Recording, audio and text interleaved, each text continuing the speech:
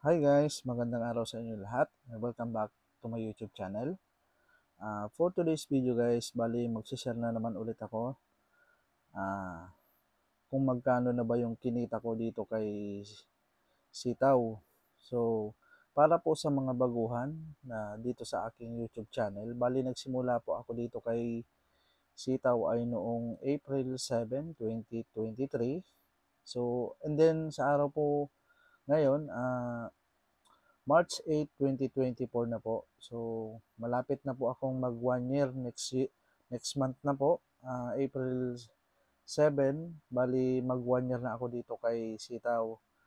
So, ang naging puhunan ko po dito kay Sitaw ay inabot po siya ng 56,611 pesos. And then nakapag-ROI na po ako dito kay Sitaw.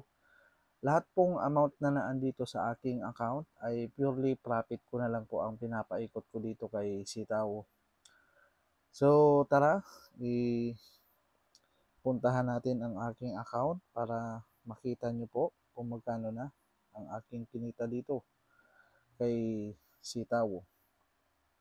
So sa ngayon kasi bihira akong mag-upload ng mga tutorial dito kay Sitaw kasi may inaasikaso po akong related po sa trabaho. So, pero active seller po ako dito kay Sitaw. So, nagbibigay lang po ako ng oras kung kailan ako magpa-process ng mga order dito kay Sitaw. So, pero daily po ako nagpa-process ng order dito kaya everyday din po may bumabalik sa aking wallet balance. So, ayan, kung mapapansin nyo po, ang total sold ko na po ay nasa 1.5 million. Para mas makita natin yung kabuuhan ng detalye sa aking account, click lang natin itong dashboard guys. Yan, dashboard. So, ayan. Kung mapapansin nyo nga, tulad nga ng sinabi ko kanina, ito na yung total sold ko guys. Simula nung nag-join ako dito kay Sitaw. Sa loob ng 11 months yan ha. Ayan. At dun sa ipinuhunan kong 56,611 pesos, ito na po yung kinita ko. Ayan. Sa ngayon po, na-unlock ko na yung 100k profit dito kay Sitaw. Kung mapapansin nyo, 104,841 pesos. Yan na po yung kinita ko dito sa aking seller account kay Sitaw. Hindi pa po dyan kasali yung sa aking affiliate earnings. And then, dito po sa aking processing rate ngayong buwan ng March, ito po yun. So, 61.05%. So, above po siya sa minimum requirement ni Sitaw na 55%. So, mataas pa din siya. So, medyo malayo pa naman yung first half evaluation. Kaya, expected ko pang mas lalo pang tataas yan. Kasi daily naman ako nagpa-process ng mga order dito kay Sitaw.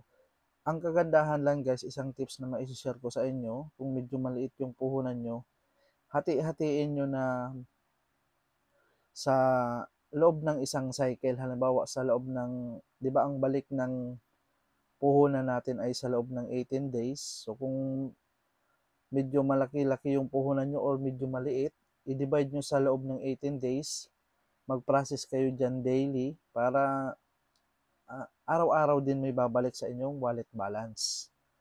So, ayan. Yan yung kinita ko sa aking seller's account. Ayan. Pero ang nasa wallet balance ko na lang, ito na lang yun guys. Ayan. Kung mapapansin nyo, ito, purely profit na lang yan guys. Ito yung nasa freezing money. Ayan, 110,765.92 pesos. At ito yung wallet balance. Ito yung pwedeng i-withdraw. Pero hindi ko siya i-withdraw dyan kasi maliit pa. medyo pinapaikot ko ulit siya para mas lalo pang lumaki. So hindi ko lang nakunan na-record yung video nung nakaraan. Nag-withdraw ako dito kay Sitaw ng 5,000 pesos. So bali ito na yung pang 10 withdrawal ko dito sa aking seller account. Itong 5,000 pesos. Ito. Pang 10 ko ng withdrawal yan guys. So ayan, mabilis lang yung approval. Pag once na nag-withdraw kayo kay Sitaw, Monday to Friday, basta wag lang kayo abutin ng Friday ng mag-request ng Friday ng mga alas 3 ng hapon, papasok agad siya bago mag alas 5 ng hapon. So, ina-approve naman nila para hindi abutin ng Sabado at Linggo yung inyong withdrawal. Kaya kung maging strategic yung pag-withdraw nyo dito kay Sitaw, kung gusto nyo mas mabilis yung ma-receive, Monday to Thursday or Friday ng umaga, mag-withdraw na kayo para ma-receive nyo agad within 24 hours yung inyong withdrawal. Kasi pag once na nag-withdraw kayo ng Friday ng mga alas 5 na, expect nyo na naman din na yung papasok yung inyong withdrawal. So, ayan. So, ito yung kagandahan pag naging Sitaw seller ka. Medyo makakadagdag sa panggastos.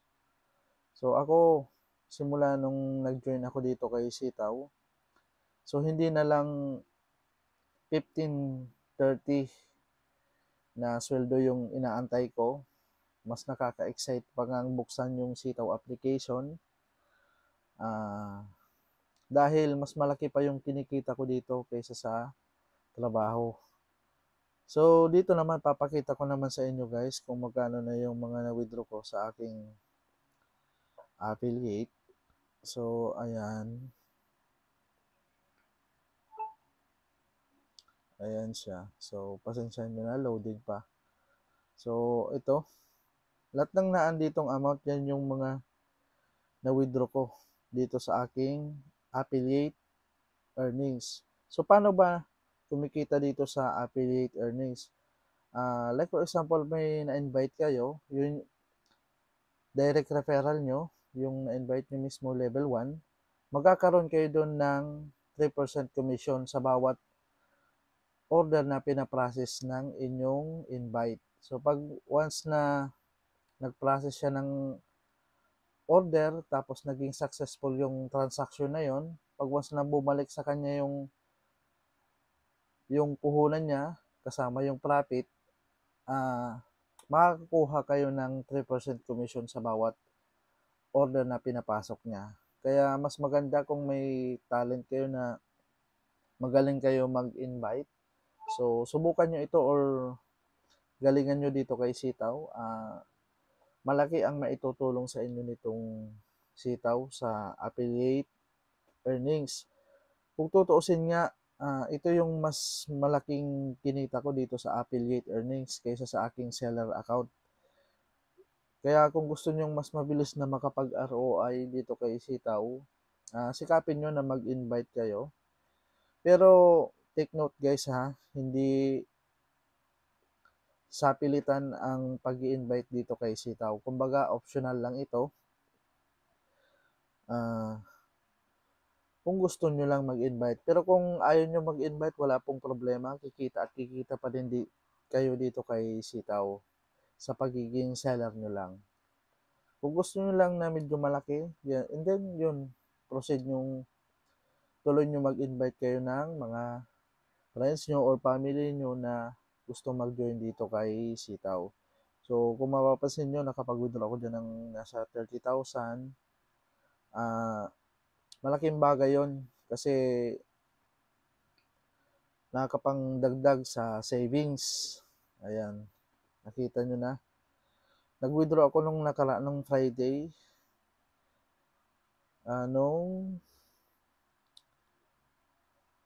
Ayan, March 8 pala, nag-withdraw ako.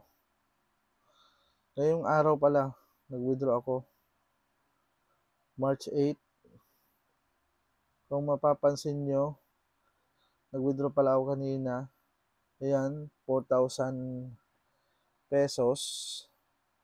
Pero kung mapapansin nyo dito sa taas, dito, mayroon na naman ulit akong pwedeng i-withdraw na 2,762.77 pesos. Pero hindi ko muna siya i-withdraw.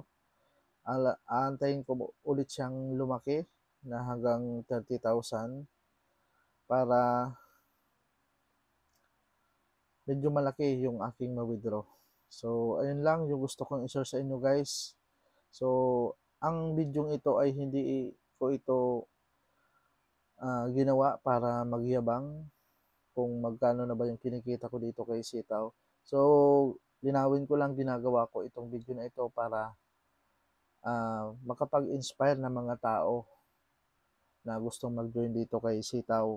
Kaya kung gusto niyo mag-join dito kay Sitaw at kung gusto niyo maging profitable dito kay Sitaw, mag-register kayo dyan sa referral link ko na nasa description and comment section.